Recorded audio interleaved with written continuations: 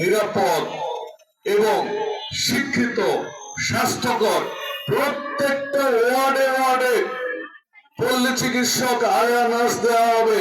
প্রত্যেক ইউনিয়নে ইউনিয়নে স্বাস্থ্য কমপ্লেক্স গড়ে তোলা হবে, যেখানে আপনাদের জন্য এমবিবিএস ডাক্তার থাকবে, নার্স থাকবে, আয়া থাকবে এবং বিভিন্ন প্রকারের টেস্ট, যেটা আমরা বলি ডায়াগনস্টিক সেন্টার থাকবে এবং ওষুধ থাকবে। এগুলো আপনারা বিনামূল্যে সেসব সুযোগ সুবিধা পাবেন। এই ওয়াদা আমার না, এই ওয়াদা স্বয়ং তারেক রহমানের।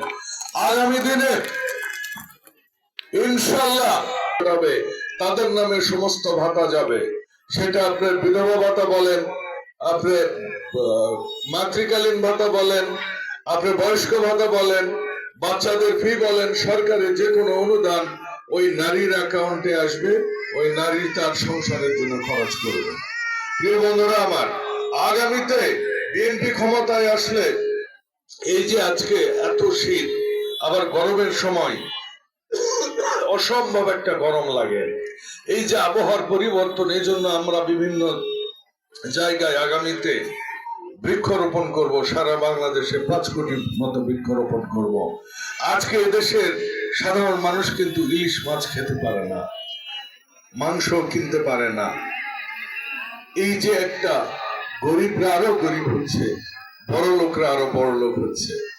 এই থেকে সমাজকে পরিত্রাণ দেওয়ার জন্য আগামীতে বাংলাদেশ জাতীয়তাবাদী দল কাজ করবে। এবং আপনাদের একটা ওয়াদা করছি, আমার জীবদ্দশায় আপনাদের হকের 5টা পয়সা আমার রক্তে ঢুকবে না। মনে রাখবেন, রাজনীতি একদিনের জন্য নয়, পালায়ে যাওয়ার জন্য আসেনি।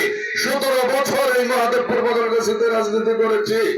আল্লাহর অশেষ মেহেরবানিতে, বাবা মার দোয়ায় এবং এই তৃণমূলের নেতা কর্মীরা ভালোবেসেছেন জন্যই তারেক রহমান আজকে আগামীর জন্য আমাকে নির্বাচিত করেছেন। আপনারা দোয়া করবেন আগামী দিনে যেন আপনাদের সাথে থাকতে পারি, আপনাদের পাশে থাকতে পারি, আপনাদের সন্তান হয়ে থাকতে পারি। আমার বাড়ি গাড়ি জমি ফ্ল্যাট খাওয়ার জন্য আসেনি। শুধু দোয়া করবেন এমন ভাবে যেন মৃত্যু হয়, মৃত্যুর পরও যেন জাত পাত নির্বিশেষে, হিন্দু মুসলমান নির্বিশেষে যেন আমি মৃত্যুর পর একটা কথাই শুনতে পাই, এই ছেলেটা এই এলাকার জন্য কাজ করতে এসেছিল। সেটাই হবে আমার সবচেয়ে বড় প্রাপ্তি। আপনারা সবাই ভালো থাকবেন। আল্লাহ হাফেজ। বাংলাদেশ জিন্দাবাদ। আসসালামু আলাইকুম। ম্যাডামের জন্য দোয়া হবে 1 মিনিটের, দোয়া করে যারা অন্যান্য ধর্মাবলম্বী